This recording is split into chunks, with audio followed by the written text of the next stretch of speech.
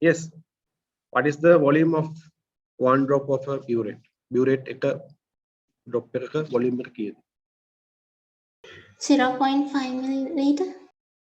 No, 0.05 milliliters. Then yes, 0.05 milliliters. Okay, then when you are writing the burette reading, how many decimal points you are going to use?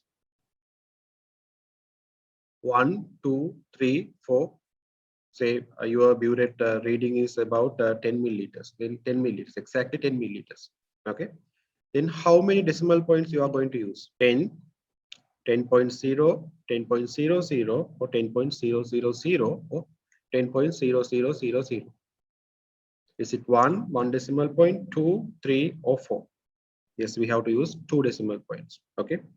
When you are writing a burette reading, hereafter, always use 2 decimal points. Even though it is exactly 10 or 20 or 5 or whatever the thing, you have to use 5.00, 10.00, 15.00. Likewise, you can use 2 decimal points. Okay, because the error of the burette is about 0.05. Okay, and you know that before using a burette, you have to wash the burette carefully, because the usual practice is we wash the burette in tap water, then with distilled water, and after that with the solution that we are going to use. And after that, if we can, again with the distilled water, that is okay, but it is not necessary. And also when you are getting a reading, the meniscus and the eye should be at the same level, you know that. And if you more in a increase standing position or decrease standing position, that will affect our reading. Okay, then the eye and the reading, the meniscus of the burette should be at the same level. Okay, then when we are talking about glasswares, I think it is better to tell you that in every glassware there are 2 classes of glasswares, class A and class B. Okay, there are 2 types of glasswares. Have you heard that before? මේ ගන්න හැම glassware එකක්ම class A නැත්නම් class B කියලා දෙකකට වෙන් කරලා තියෙනවා. If you have observed that carefully, in every glassware, I mean the laboratory glasswares, there's a A or B mark. Okay, grade E means the highest quality. Okay, then if you are given to use glasswares in a laboratory, definitely if there are 2 classes, I mean A and B classes, so you have to use the class A glassware. That will increase your accuracy of readings. Okay, usually in routine experiments, it is okay to use class B glasswares, but in research like when we need a very accurate reading, we use class A glasswares. Okay, class A glasswares is the highest quality. Okay, did you get my point? Hammer glassware, Pipette, the burette, the conical plus the volumetric plus the hammer එකකම තියෙනවා A නැත්නම් B අකුරක්.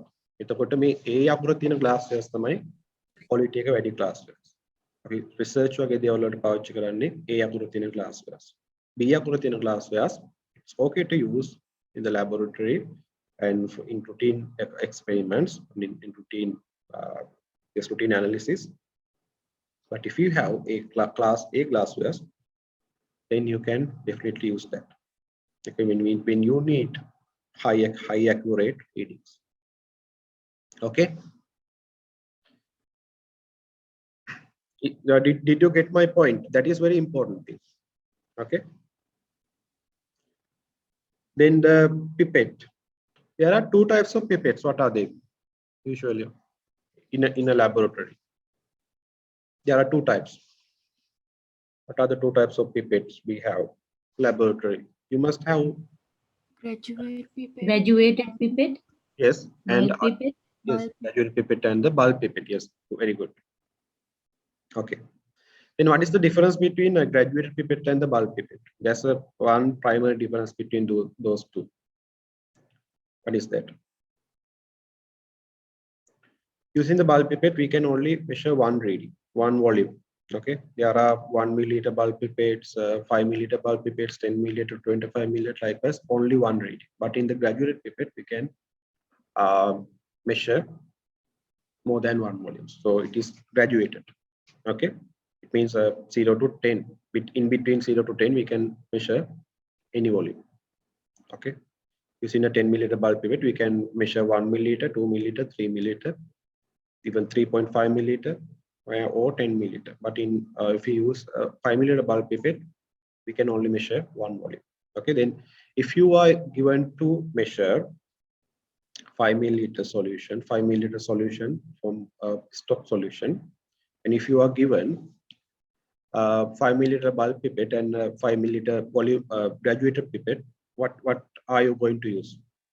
Bulk pipette. Yes, definitely you have to use the bulk pipette, because the accuracy of bulk pipette is higher than that of graduated pipette. Okay, in bulk pipette, it is designed to measure that specific volume very accurately. Okay, then if you are given such situation, you have to use the glasswares correctly. Then if I repeat the question in this like this, if you are given class A bulk pipette, class B bulk pipette, 5 milliliter bulk pipette, class A 5 milliliter bulk pipette, class B 5 milliliter bulk pipette, and class A 5 milliliter graduated 10 milliliter graduated pipette. And if you are asked to measure 5 milliliter from a solution, what are going to use? Is it class A? Class A bulk pipette. Yes, class A 5 milliliter bulk pipette. You have to use the class A 5 milliliter bulk. So likewise, add that to your knowledge also. And usually when we handling pipette, this type of squeezing bulb is not used nowadays, but we can use in modern laboratories. Even in our laboratory, we use pipette fillers. And also there are two types of pipette fillers: green color and red color. Green color pipette filler is for 10 milliliter pipettes. Okay, and the red color pipette filler is for 25 milliliter pipettes. Okay, usually we can use a green color pipette filler for 5 milliliter, 1 milliliter pipettes also, and it is so if you are given to use such pipette fillers, and then if you are given to use 25 milliliter pipette, and if you use the green color pipette filler for 25 milliliter pipette to get the solution, that means you don't know the proper practices. Okay, so sometimes in job interviews also, in practical things, these type of things are measured. Okay, then you have to use the right one. Never do the mouth suction. Okay, it is not never recommended. Okay, don't ever do that.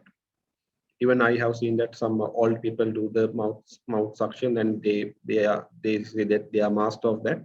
That is so stupid thing. Okay, never do that. Okay, never harm to your health inside the laboratory. Okay, this laboratory analysis is just one thing that we should not give our life. Okay, this is this is not worth for that. Okay, therefore use the proper glasswares and proper practices.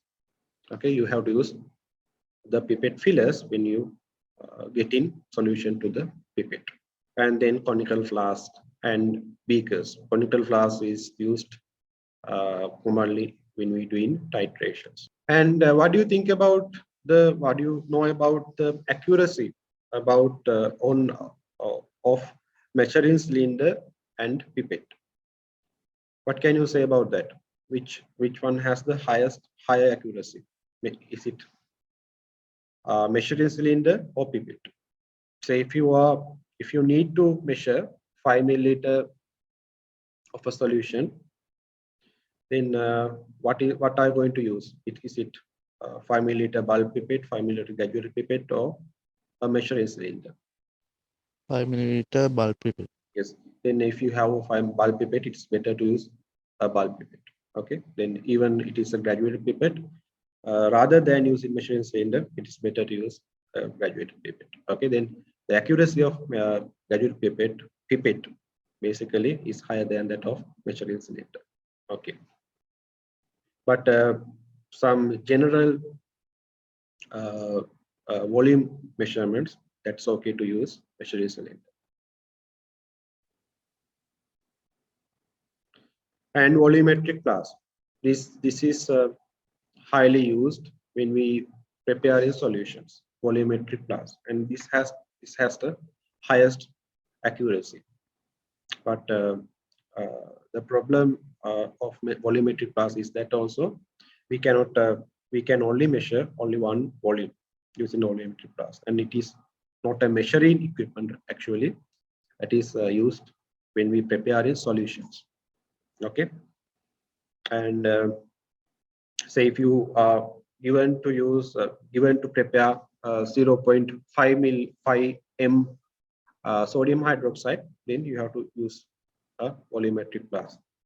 Okay, then say if you are given to prepare 100 millimeters of 0.5 n sodium hydroxide, you have to use volumetric class. I know you have mastered about those things in advanced level chemistry. Then there are usually we use top loading electronic balances. In measuring chemical substances in a general laboratory. Okay, and don't mix up that top loading balance is not the analytical balance. Okay, analytical balance is different thing, and top loading balance is different thing. Okay, usually in the for general measurements, weight measurements, we use top loading electronic balance, not top loading balance. Okay, top loading electronic balance. And also there are certain practices that I will explain that when we in the necessary areas in experiments. Okay, usually we have to use weighing boards or watch glasses when we measure in small amounts. Using a top loading electronic balance, we can measure the weight for about 0.0001 gram accuracy. Okay, so those are the basics that I need to tell you on glasswares. With that, I got and start to talk with you about biochemical experiments. Okay, I discussed with you about basics and disciplinary guidelines, safety guidelines, as well as I gave you some introduction on glasswares. Okay, in analytical chemistry also you might have learned about there are two types of analysis: qualitative analysis and quantitative analysis. Okay, then what is the difference between qualitative analysis and quantitative analysis? In biochemistry experiments also we do primarily those two analyses, qualitative and quantitative. What is the difference between those two? In qualitative analysis, we do qualitative analysis just to make sure the presence of something. Okay, in there we don't expect to have about values of such substances.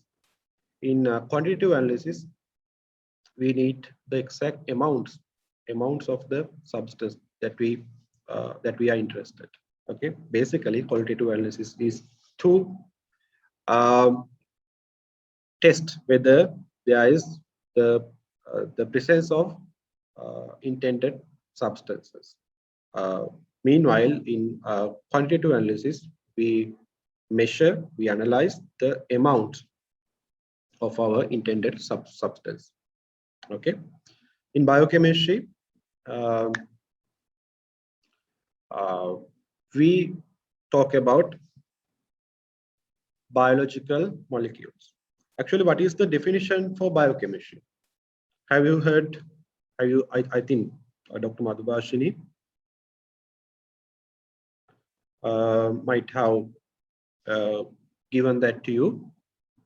What is the difference between what is the definition of biochemistry? First of all, we need to know that. What is that? Using the biological and chemical aspects to learn about biological processes and biological molecules.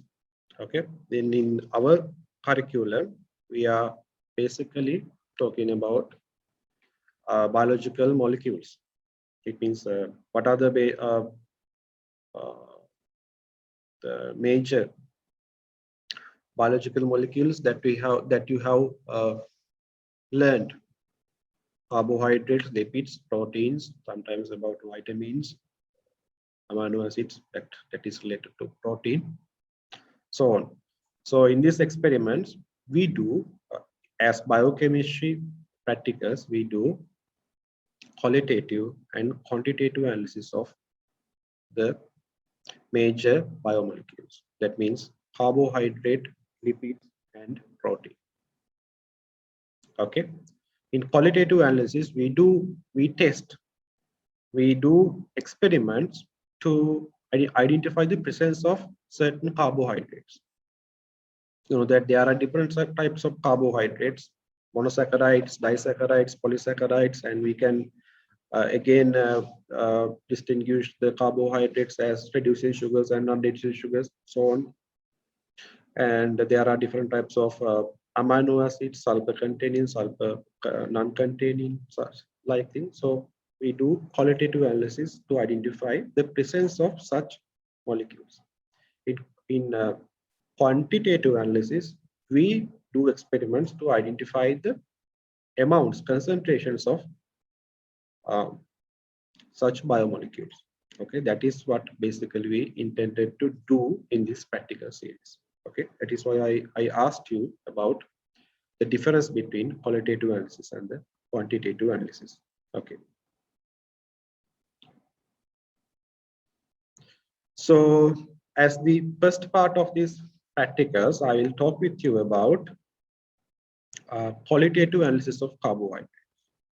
Okay. So I will start with the Molisch test. This test is to identify the presence of any carbohydrates. Okay, presence of any carbohydrates. You know that there are three types. Basically, there are three types of carbohydrates. We can categorize carbohydrates basically into three groups, such as monosaccharides, disaccharides, and polysaccharides. Okay. Then if you are asked to suggest a test to identify carbohydrates, you can definitely use this test, Molisch test. Okay. You can distinguish carbohydrates from proteins, lipids, and other biomolecules using this test, Molisch test. Okay. Then it is a test to identify or distinguish carbohydrates. Okay. Then I will share a video with you, video on Molisch test.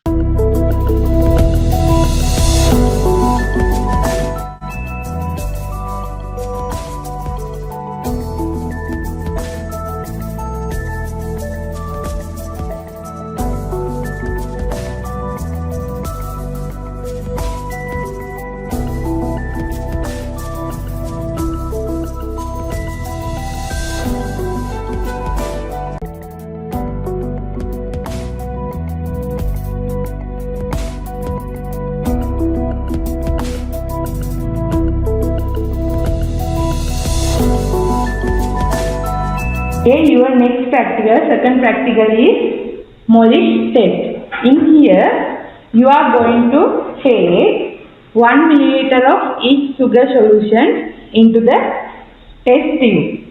You have to use a dropper.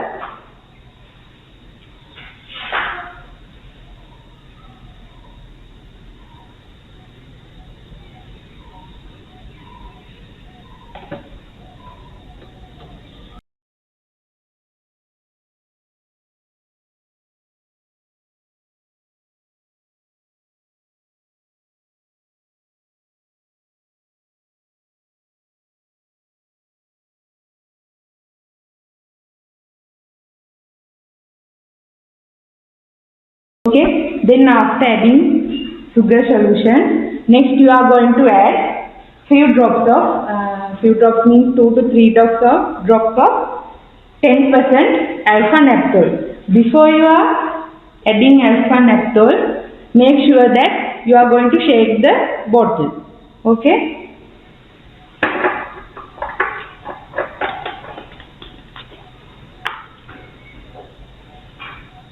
Then you are going to add 3 drops of alpha naphtol to each solution.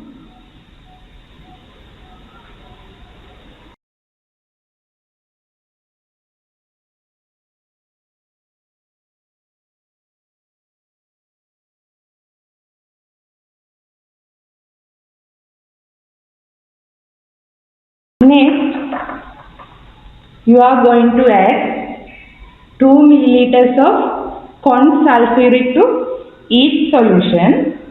In here, you have to make sure that do not shake the test tubes while adding sulfuric.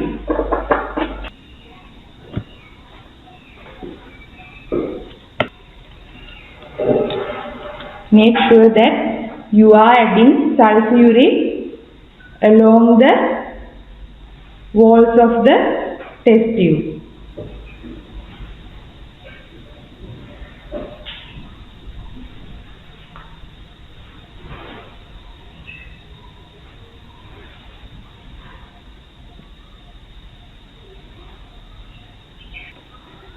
Now you can see a ring. Purple color ring has formed in the solution.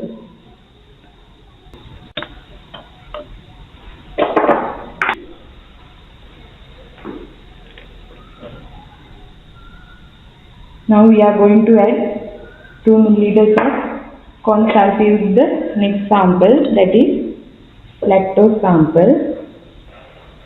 Always make sure that you are not shaking the test tube.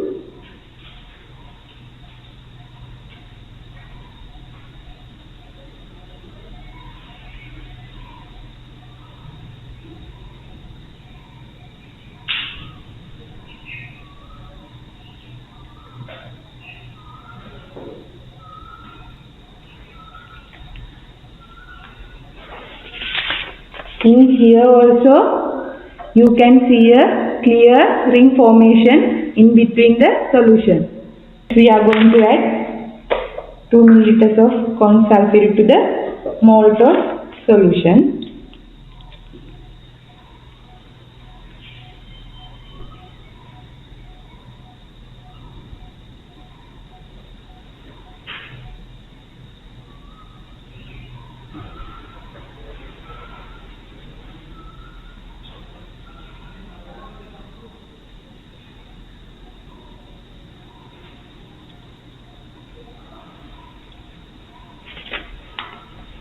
Here also there is a formation of ring.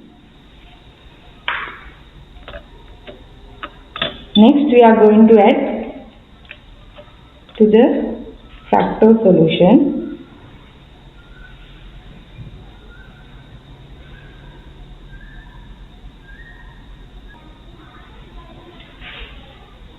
And also when you are adding sulfuric or other conc acid, make sure that you are facing the test tube away from your face.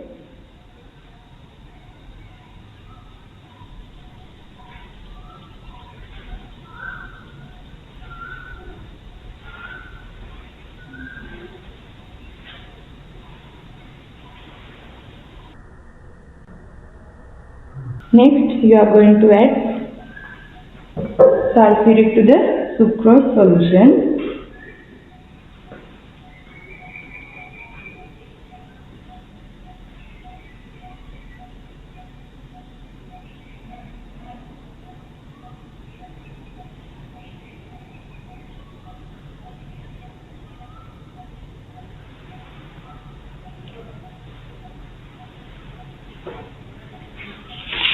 In here also there is a ring formation. You can clearly see the ring in between the solution. Here are all the sugar solutions which we done the Molisch test.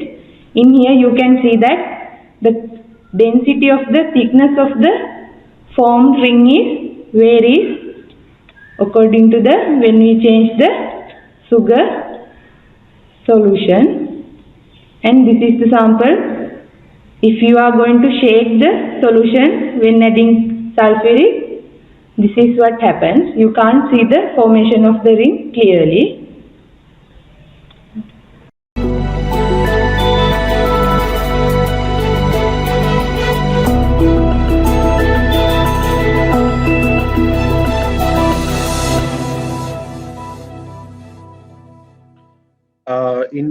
As I said, Molisch test.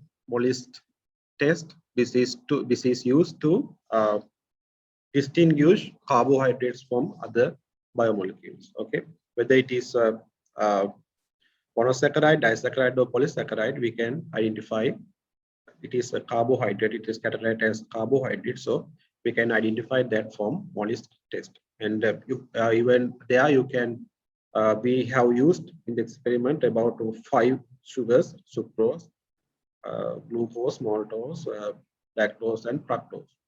And they are also, you know, that sucrose is a non-reduced sugar and others are reduced sugars. Okay, even though sucrose is a non-reduced sugar, it gives the positive results. In Molisch test, you will observe a purple ring. Okay, purple ring between the interface of the two solutions when we add in concentrated sulfuric acid. Okay, in here we use very high concentrated sulfuric acid. Even in the video, it is not the best practice. Usually, when we in the Molisch test, we use 95% concentrated sulfuric acid. Okay, therefore, it is better to use a dispenser. Okay, there's a setup called dispenser.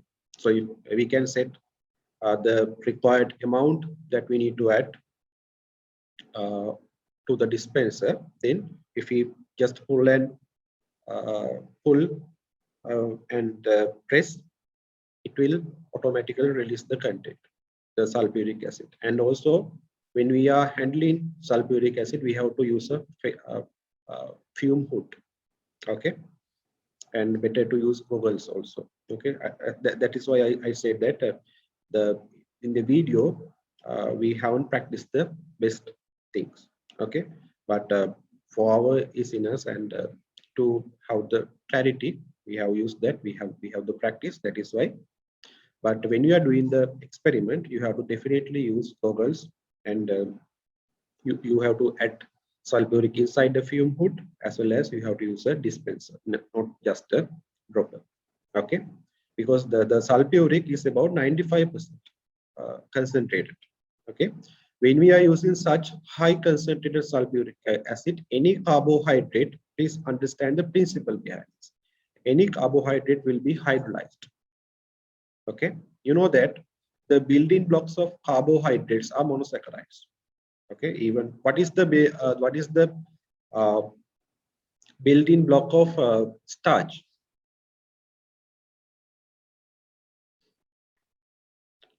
And starch is a polysaccharide, complex carbohydrate. Then what is the building block of starch? Glucose. One has replied that glucose. Yes, the building block of starch is glucose. Okay, when we are adding such high concentrated sulfuric acid, even though complex carbohydrates will hydrolyze into simple sugars.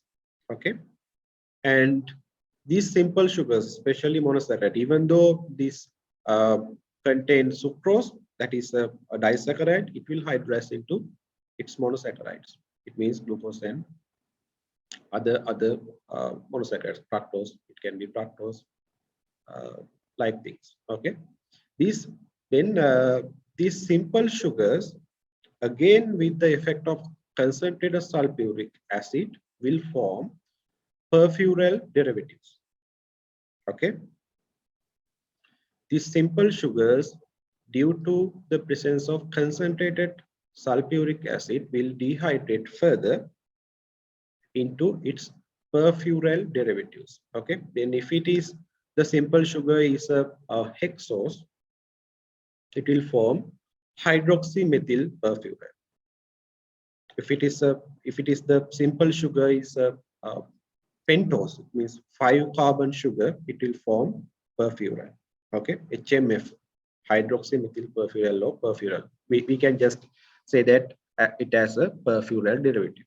Okay, then when we add in according to the procedure, this is a simple procedure. You can see we have to take 1 milliliters of the carbohydrate or the any sugar. You need to test into a test tube, and you have to add 2 drops of 10% alpha naphthol solution. What is alpha naphthol? This is widely used in some chemical experiments. Even we have used alpha naphthol in advanced level chemistry. What is that? What is the structure of alpha naphthol? Alpha naphthol contains 2 benzene rings and 1 OH. Benzene dekai in organic chemistry, alpha naphthol is widely used in organic conversions. Organic පරිවර්තන වල පාවිච්චි alpha naphthol මතක් කරගන්න. Alpha naphthol කියලා කියන්නේ benzene rings දෙකකුයි OH එකකුයි තියෙන එක. Excuse me, sir. Yes. Sir, sucrose over me ප්‍රතිචාර දක්වන්නේ නැද්ද ප්‍රැක්ටිකල් එකට? ප්‍රතිචාර දක්වන. Sucrose කියලා කියන්නේ non reducible sugar එකක්. ඒනට එක non reducible වුණාට ඒක carbohydrate එකක් නේ ප්‍රතිචාර දක්වන. Sucrose වල මොනවද sucrose හදලා තියෙන්නේ? Fructose and glucose. මොකද? Fructose and glucose. Fructose and glucose. එතකොට අපි concentrated sulfuric දැම්මට පස්සේ glucose fructose වලටයි glucose වලටයි කැඩෙනවා. එතකොට fructose glucose කියලා කියන්නේ monosaccharide නේ නේද? එතකොට monosaccharide තවදුරටත් dehydrate වෙනවා concentrated sulfuric තියෙනකොට perfural derivatives විදියට. මේ perfural derivatives කියලා කියන්නේ අපිට මේක ඇදලා පෙන්නන්න පුළුවන්, but we have to work with these restrictions. I don't know. Okay, let me, can you see my drawing? Yes, sir. Okay,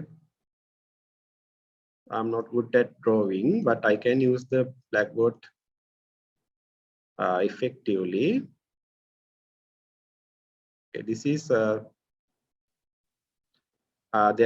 is a OH group here. Okay, this is alpha naphthol, and perfural is this kind of thing. There's O, I mean it means oxygen.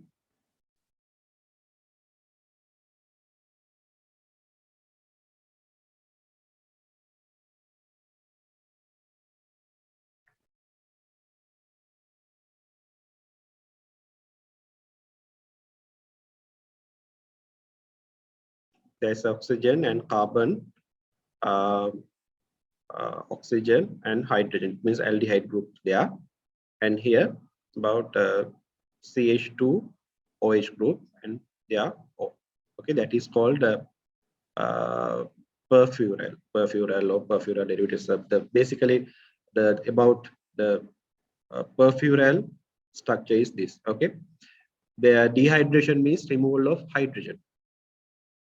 So removal of water molecules. Then you know that in monosaccharide it has bounded water.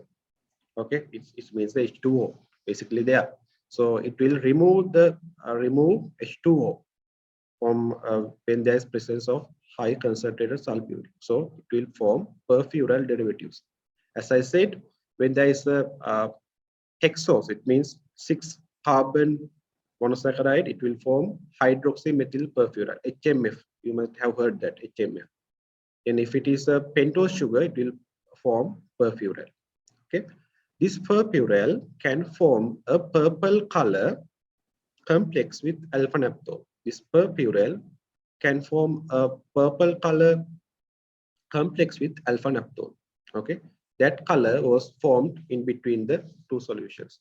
Purple color ring එකක් විදියට තිබ්බේ මේ complex එක. Okay, so that is the principle of this test. Okay, carbohydrate will be hydrolyzed when we add in sulfuric concentrated, which is very concentrated sulfuric. Okay, then it can catch, basically it can catch water, because as I said, we use about 95% sulfuric, that is very high concentrated sulfuric. Okay, then it can catch water. Then upon hydrolysis of carbohydrates, then one has posted a question.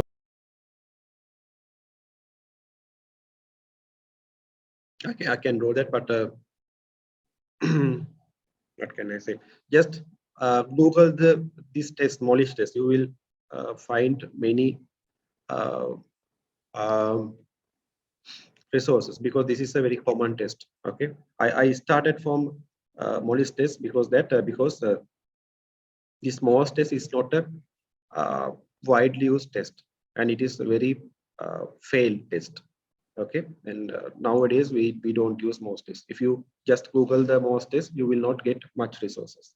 Okay, but unlike that, if you Google or search about Molisch test, you will get many resources. Okay, that is why I started with Molisch test.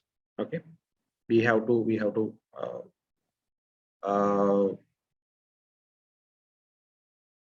go with the novel knowledge, not the outdated knowledge. That's why I am not much interested in talking with Molisch test. I'll talk with you about that. There's error with that test also. And Molisch test, this is a very common and effective test to identify carbohydrates. Okay, then we call this test as purple ring test. Okay, you will see a very good purple ring in between the solutions. When we take, if we simply explain that, we take a sugar solution to a test tube and we add alpha-naphthol and concentrated sulfuric. Okay, then you know that there are two solutions now, sulfuric and sugar solution. Then because the densities of the solutions are different, then you will see two layers. Then in the interface of these layers, you will observe a purple color ring. Okay, that purple color ring is resulted as of the reaction between perfural derivatives and alpha-naphthol. Okay, perfural derivative and alpha-naphthol. The purple color ring is that. Okay, whether you use very complex carbohydrates or very simple carbohydrates, the result is same. But the intensity of that ring, purple color ring, and the density, yes, intensity and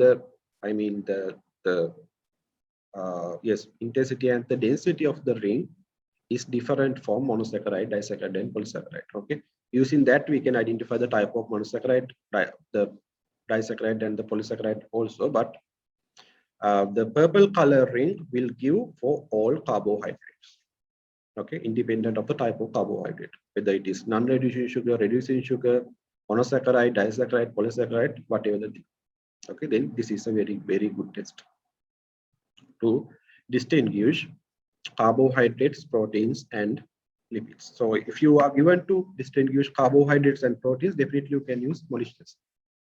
Okay. Then the positive results will not give to proteins. Yes, do trioses and tetroses answer to this test? If not, why? Definitely, trioses and tetroses also will give positive results for this test. As I said, the intensity and the density of the test will differ. Okay, but it will give a purple color ring. Okay, but this test is basically designed to identify the carbohydrates. It means major carbohydrates, monosaccharide, disaccharide, polysaccharides. And I'm not very sure whether it will give positive results for trioses and tetroses, but I think it can give results because alpha-naphthol can form colored solutions with derivatives, usually with perfural derivatives. But when there is a tetroses and trioses, I'm not sure what kind of derivatives will be there, but any intermediate derivative can be formed, and it can form complexes with alpha-naphthol. It is very good at forming complexes with alpha-naphthol, and it can give colored products. Okay, using that we can distinguish. Yes, we can distinguish trioses and tetroses, but I am not sure whether it is commonly used. Okay. Okay. That is about Molisch test, and this is used to identify the presence of carbohydrates. And there's one question that how to differ monosaccharides and polysaccharides by the ring of Molisch test. Yes, we can differentiate Molisch, the ring of using the ring we can differentiate monosaccharides and polysaccharides. Okay, for an example, for maltose, in the Molisch test we have less purple color and less thickness. Okay, for glucose and for sucrose, and it has more purple color and less thickness. Likewise, I cannot remember the result for polysaccharides, I mean starch or glycogen or other things, but there are things, such observations based on the evidences that taken the previous literature, we can differentiate. Okay, even there are some things, even we can differentiate monosaccharides and disaccharides also. Okay, it means yes, the thickness and the intensity of the ring. And one has posted a question that what is the difference between top load imbalance and the analytical balance? Okay, actually top load imbalance is that even you can see top load imbalance in shops. Okay, in nowadays we don't have that taradiya, and I mean the two-sided taradiya, and we have a plate and a digital screen, such like a setup that is called, that is also a top loading. Top loading means putting the load that we need to measure in the top. Okay, that is called top loading. Okay, but the analytical balance is different from that. Okay, ඔගොල්ලෝ කඩේ ගිහලා සීනි 500ක් කිරුවොත් එහෙම ඒකේ සීනි 500. ගොඩක් දුරට එන්නේ 500යි 500 නැත්නම් එක ඩෙසිමල් පොයින්ට් එකයි තියෙන්නේ. නේද 500.0යි. නමුත් analytical balance එක එහෙම නෙමෙයි. Analytical balance එකත් nowadays in modern setup it is built up as a top loading balance, but it is the setup is different. It is covered with it has a outer cover, okay, to reduce the air turbulences and other things. And usually using the analytical balance we cannot measure very high weights, okay. As a usually for the usual analytical balances in laboratory we can measure only 0 to 210 grams, okay. But top loading balance, the top loading means we put the load on the top, okay. That is the difference. Never miss up top loading balance with analytical balance. They are two types of things, okay. top loading electronic balance එක කියලා. නමුත් top loading electronic balance එක කියන එක අපිට ඒක කියන්න පුළුවන් කඩේ තියෙන තරහදීට. ඒක top loading electronic balance එකක්. නමුත් ඒක analytical balance එකක් නෙමෙයි. පැහැදිලිද? top loading electronic. මොකද ඒකේ digital spin එකක් තමයි. ඒක electronic load කරන්නේ උඩට.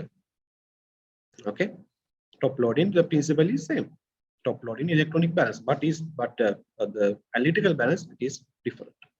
Okay, it has a very high accuracy. Okay, even using some analytical balances are there in our university also to measure 0.00001.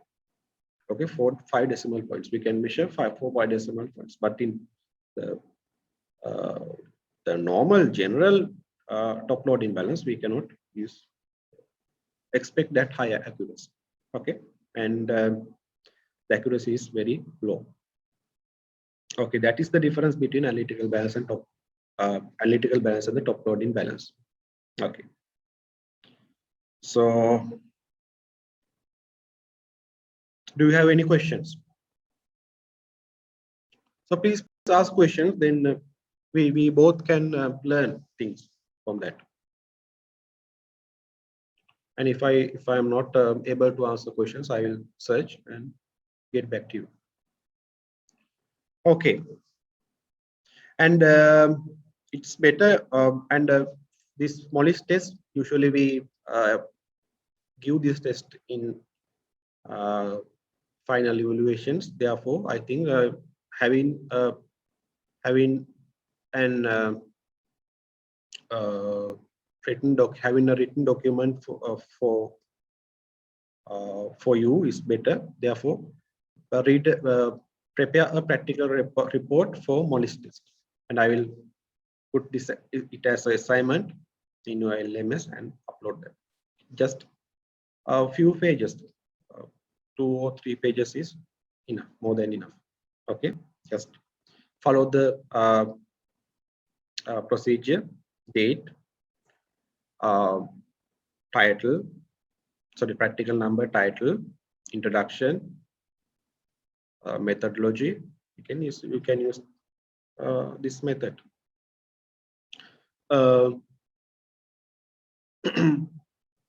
Methodology, then observations. There's no calculations of results here. Then discussion and conclusion. Finally, the references. So that is the thing. Okay. So there are questions. No, you don't have to write the practical reports. The typing is fine. If that is up to you. Okay. Okay, it's okay to add pictures. Usually in practical reports we draw pictures. We draw things in our hand, using our hand. But since this is a soft copy, that's okay to add pictures. Usually you can't draw the things because you haven't got the proper observations. So that's okay. Observation a ring color is formed between the interface of the two solutions. Then what was formed කියලා දාන්න බෑනේ අපිට. මොකද අපි ඇත්තටම practical එක කරේ නෑනේ. එතකොට මැටීරියල් එක ලියනකොට දැන් සාමාන්‍යයෙන් අපි කලින් විදිහට ලියනවා නම් ලියන්නේ මේක සරල විදිහට ගත්තොත් එහෙම accurately 1 milliliter of carbohydrate solutions within brackets sucrose, maltose, glucose, fructose were taken into test tubes, and approximately 2-3 drops of 10% alpha naphthol was added to each test tube separately, and after that 2 milliliters of concentrated sulfuric was added along the sides of the test tubes, and changes were observed. Okay, then now you can write that is the previous thing. I mean, when we are doing the practical in the laboratory, it should be like this, but you can write accurately 1 milliliter of carbohydrate. It means for in brackets sucrose, glucose, fructose, and maltose are added into test tubes, are added. Okay, then approximately a few drops of 10% alpha naphthol are added to each test tubes, and approximately then after that approximately 2 milliliters of concentrated sulfuric acid are added, and observations are recorded like this. Use present tense, but not the past tense. Past tense, because you haven't done that. But you watch the video, so and you know the practice, so you can write in that manner. Is that clear? Is that clear for you? Yes. I will give you my email address as well as my mobile phone number, so you can and you can directly post questions in LMS also. Okay.